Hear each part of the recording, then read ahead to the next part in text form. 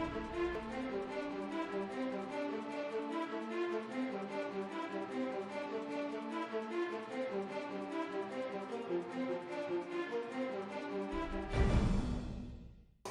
good evening, y'all. This evening, what we're going to talk about, title of meditation is Living on Purpose. Living on Purpose. And before I get into the meat of the message, and just it's going to be more direct. We've got a youth movement in this group, so it's going to be more directed toward this side of the room. But everybody here is going to be able to have a takeaway from here. It's probably not going to be anything new to what you've heard before, but I want to emphasize some things to the young men over on this side. But y'all know, those of y'all who know me know that I'm the perpetual student. You know, and I love to study. This week was my birthday, my 47th birthday, and one of my gifts was Augustine's City of God, 867 pages worth. You know, I just love it. You know, and I just, you know, I'm looking, and earlier in this year I got the 5-volume Summa Theologica, you know, and I just can't wait to get to heaven and have a brew with Augustine and Aquinas and break it all down and get schooled personally with it all. I mean, there's just so much there.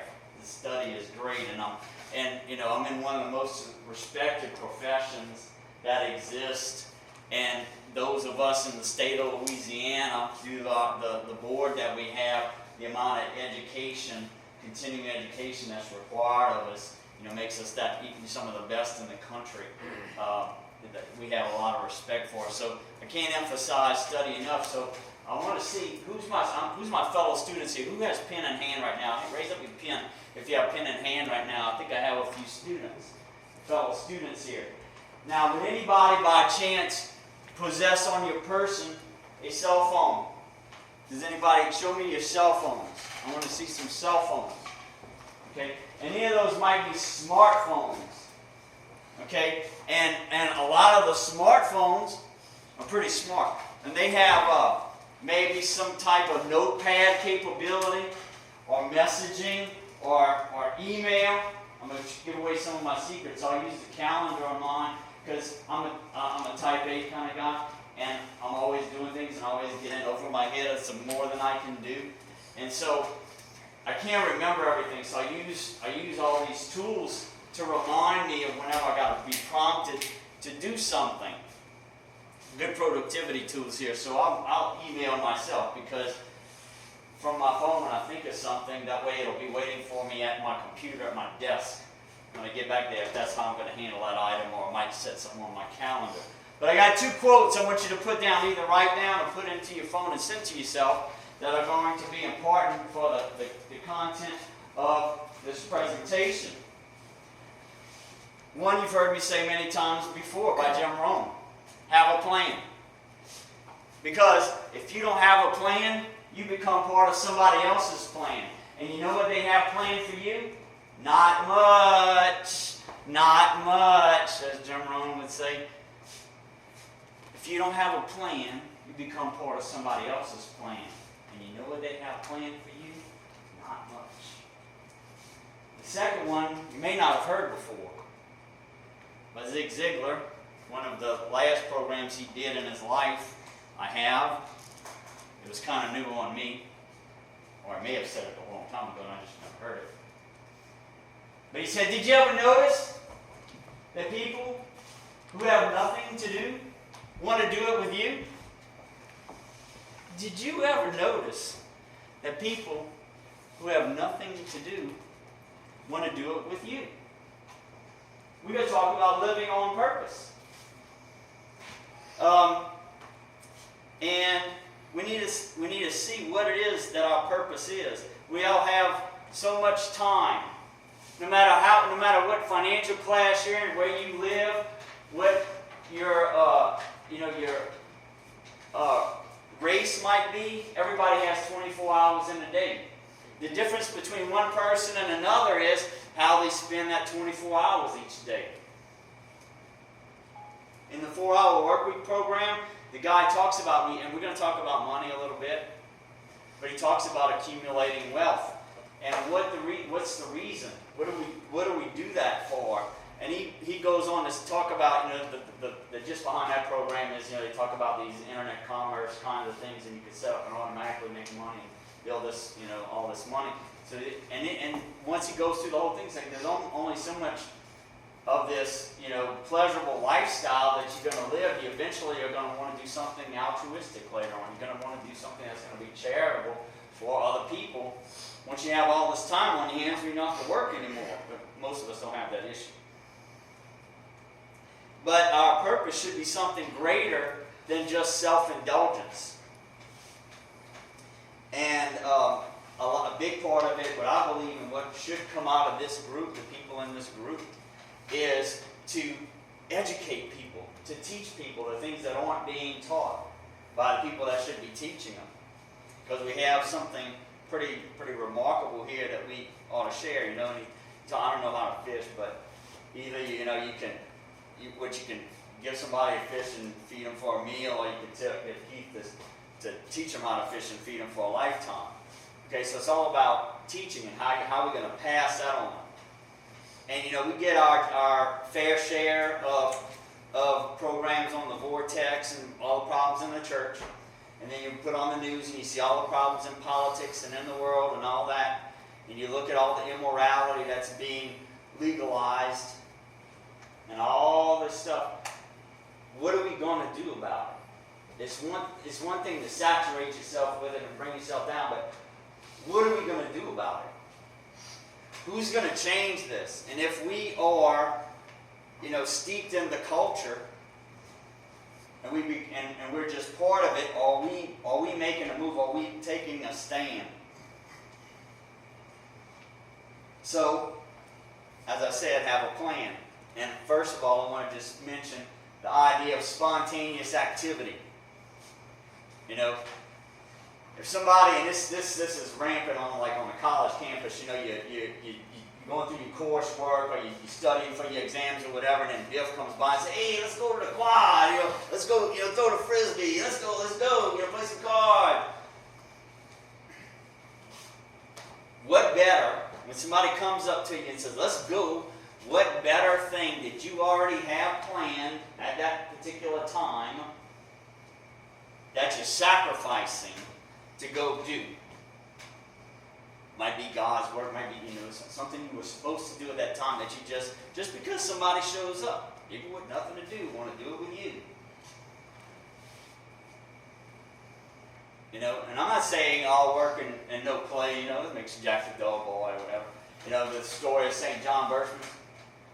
St. John Berchmans, he was playing billiards with his colleagues.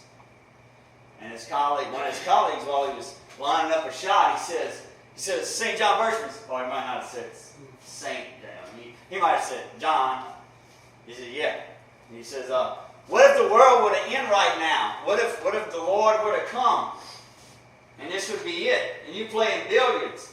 He said, I'd still be lining up this shot right here. Because that was his planned time for recreation. You see? I'm not saying not to have any. We do need to recharge the batteries. But if we don't dedicate certain time, that could be all that we do with our time. If we don't pick something more important. And again, some of that's a personality issue. I'll give you that.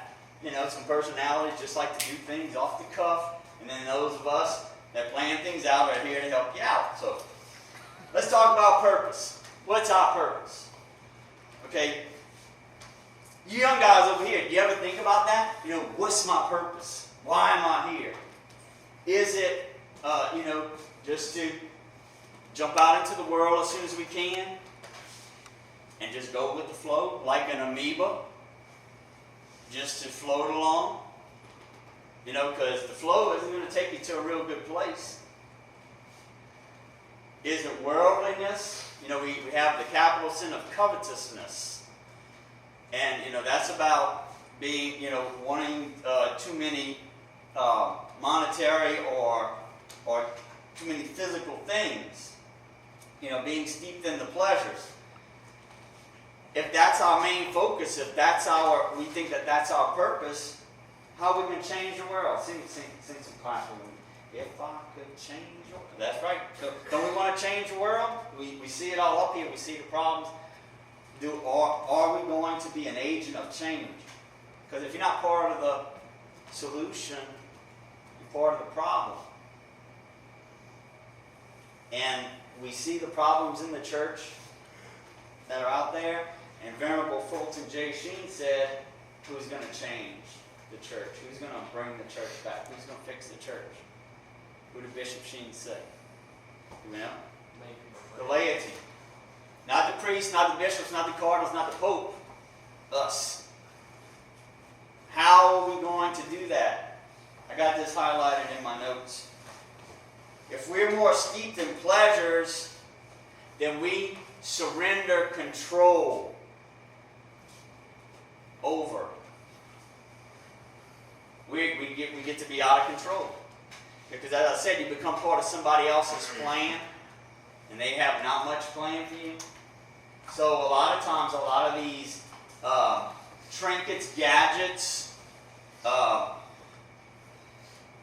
go fun things out. Somebody wants you to part with your dollars and part with your time for them to be on the receiving end of that. And that's what I'm saying, you hand it over control. If you don't have it planned out and say, I'm going to spend X amount of time and I'm going to spend X amount of money doing this for my recreation. But if we just give into impulses, we give into emotions, and we just go and do, then we overextend it on time and we overextend it on money. Here's what I think is the greatest opportunity for all of us, especially young guys over here, to change the world. And it's not to build skyscrapers or to even have a cure for cancer or dig a tunnel in Japan. It's the most natural thing that we could do. And it's what you've witnessed a lot in your own life is family. Families, big families, is what can make a big difference. Just the families in this room. And then growing families. You're young, have as your purpose moving toward getting married and having a family. Now, of course, the highest thing would be to be priest or religious, but again, that's going to be a minority of those that are going to do that. The vast majority are going to end up getting married. But again, if he's so worried about possessions and physical things, then he might end up putting that off too long. If you're already married, consider expanding your family. Come naturally. And it's the teaching of the church. Be open to life. You know, don't let the world shut you down. They're going to discourage you. They're going to say, you ain't done yet. This, that, or whatever. That's not Christian. That's not reality. Okay, that's artificial. Beyond childbearing, continue to form the hearts and minds of those that are in your family, your wife, your children. Because look, the world is relentless on wearing you out and wearing you down and wanting you to give up your standards. The world keeps changing standards because it has no standards. Look at the stuff that's being legalized. And as Boris, I had to give Boris attaboy. There's only so much I can take of that. But if you Google Vortex and it's one done within the last 2 or 3 weeks called "What Kind of America?" And you know, I don't like being in a position of where I don't have hope or I don't have I can't do anything about it. You know, if you blame everything on the politicians, you bring up everything on the clergy, the cardinals, and all. What are you going to do about that? You're going to write a letter, and then they're probably going to ignore it anyway. But if there's something I can do that can make a difference, that's why I like Bishop Sheen's quote. The laity is going to bring the church back. But if we go on along with the culture, we're not going to bring anything back. We're just going to drag it down. But one thing he pointed out in that particular episode, he said, The reason things are being legalized now was why? Because they were once illegal. And why were they illegal? Because of the Catholic moral code. Now they didn't say that, but that's why it's there. Catholic moral code, moral law, says that homosexual acts are disorder. Catholic moral law says that there's no divorce and remarry. It says that contraception is prohibited. A little over 100 years ago, or about 100 years ago, up until, contraception in this country was illegal. Because of Catholics. Okay? And the way the culture goes is whatever everybody agrees on. That's very Protestant. Whatever we agree on, then that's what we're going to make the law. And so it's to give the people what they want so that nobody can point back at me at my sin. I enable them on their sin, and then they can't discourage me or say anything about my sin. And everybody gets to do whatever they want. Okay, so there's no standards there. Raise a family with solid standards. That's going to change the world. To be a visible witness. And often very little has to be said. Yeah, we do have to take a stand and say things at times. But just by being that visible witness as a family speaks volumes. So what's the plan? Okay, what is it? How do we get from point A to point B? We say, okay, start a family, or increase your family, or teach a family. Let's start with the basics. Let's start with financial. You got to eat, right? Okay, so talking to a special young man over here. And to have a large family, it would be tough for the wife, the mother, also to work, because then her work gets in the way of having, bearing, and raising children. So we want to be the sole provider, right? And that's very Catholic. It's tough. I want to tell you, it's tough no matter what you're doing. No matter what kind of occupation you have, it's tough. So you got to be tough, and that's where you got to build your character. And a big part of that is, those that make a decent income are the best at what they do. So whatever craft you decide to go with, whatever skill, make sure, for one thing, make sure it's a skill that has value. How many times we heard Jim Rohn say, bring value to the marketplace. And then get really good at it. Become the best. The younger guys, as you're getting started, again, value. You're not experienced, you're gaining experience. You might not have a whole lot of control over your income. But what you do have control over is your spending. So we got to learn the skill of saving your money. Because when you have a family, and a wife that's dependent on you, kids that are dependent on you, you're going to need something stashed away. Because times will get tough. Things will come up. So instead of going, like I was saying, they want you to be part of their plan. They want you to part with your dollars so you can go play and buy trinkets and this, that, or whatever. Even if you're making a little money, go spend it on all these things. Where's it going to be later on when you need it? And very Catholic concepts of self-denial, not giving in to pleasure, self-control. And what's unique about the country in which we live is you can actually do that, exercise some good Catholic virtues, and it still benefit you, because we have free enterprise. It's not always the same in other countries with different economic systems, but it works here. And, I don't want to rain on everybody's parade and all that, but what Zig said, says, if you do the things you have to do, that someday will come whenever you can eventually do the things that you want to do. And finally, on finances, be careful of any kind of debt. Debt can just, strangle a family's finances. So, the common one for most people in this country, is going to be college loans and cars. Because once we got out of school, you could see everybody going to buy the new car.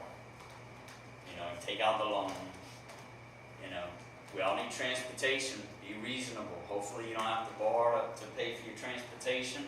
That's the ideal.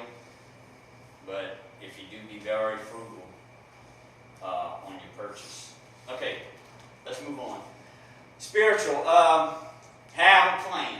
Have a plan. And that's what I love about the Cursillo, is it gives you a plan for your spiritual life.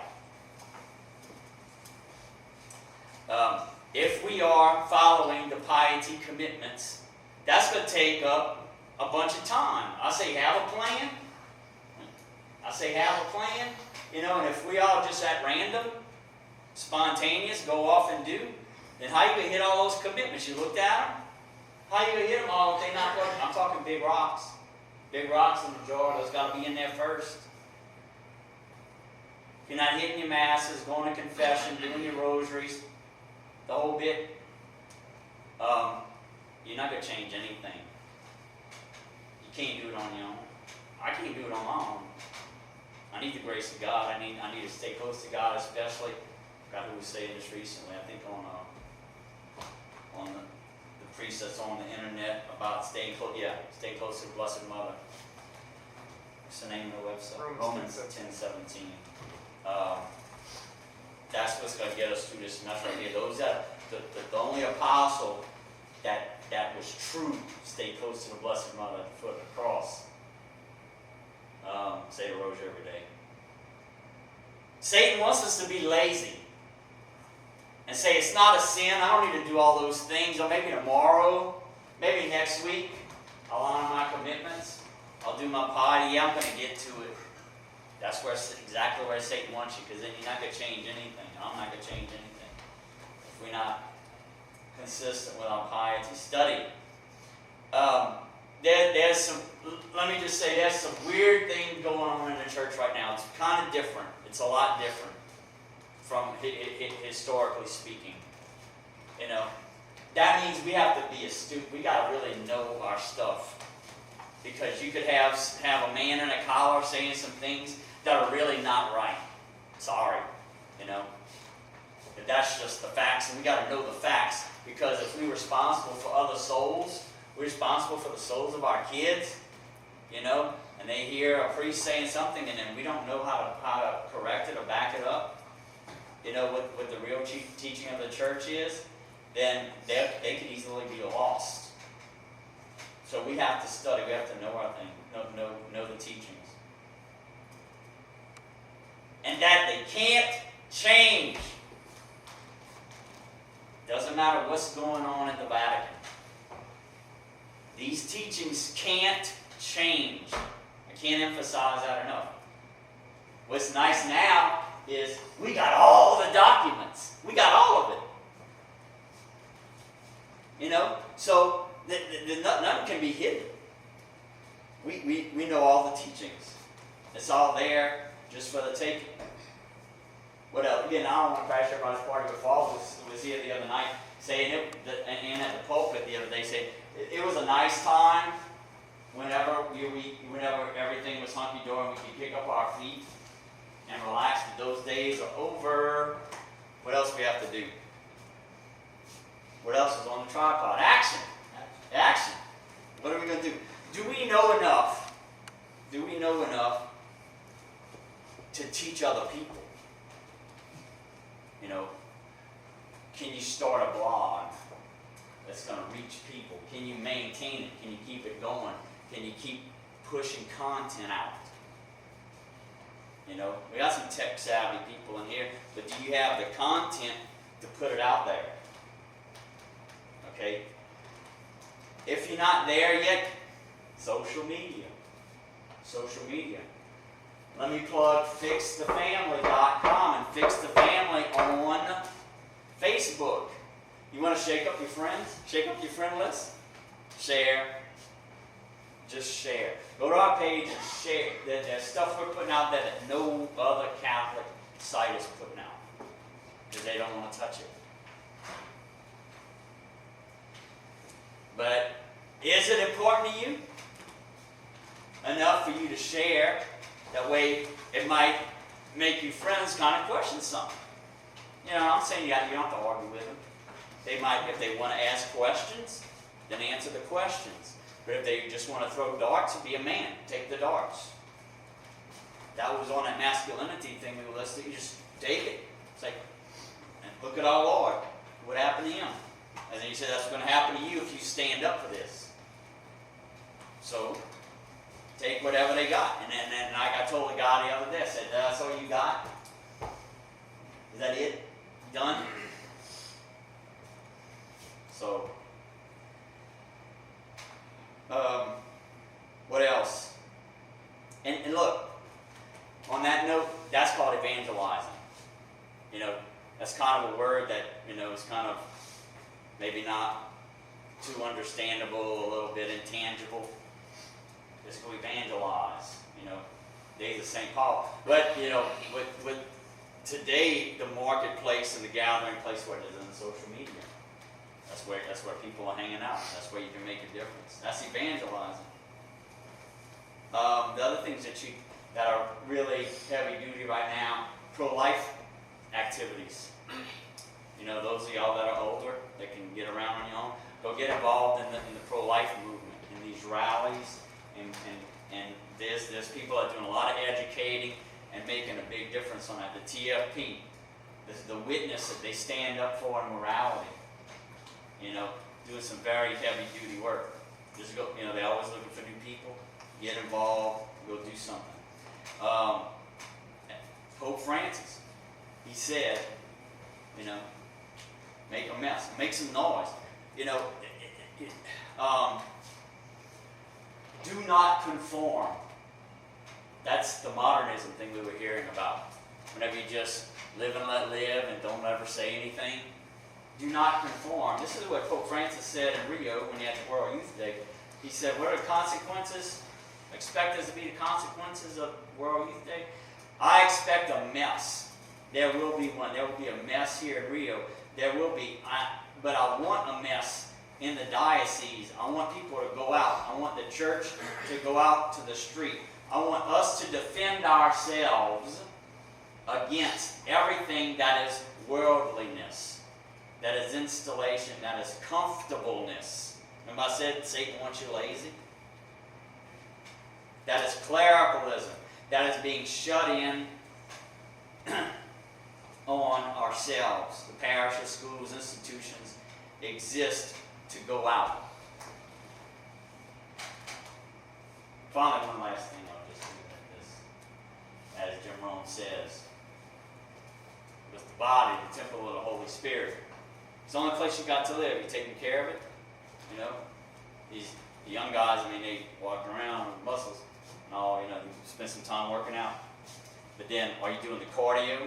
You know, you got that. And then a lot of times once we get married, then we're not on a prowl anymore, then we just kind of let it all. You know, I don't know about all that, but that's what I heard. But again, if you're going to do that stuff, well, it takes planning, right? If you don't have a plan, you're not going to do it. You're not going to do it. It's going to fall. All right? So, if you don't have a plan, you become part of somebody else's plan. And you know what they have planned for you?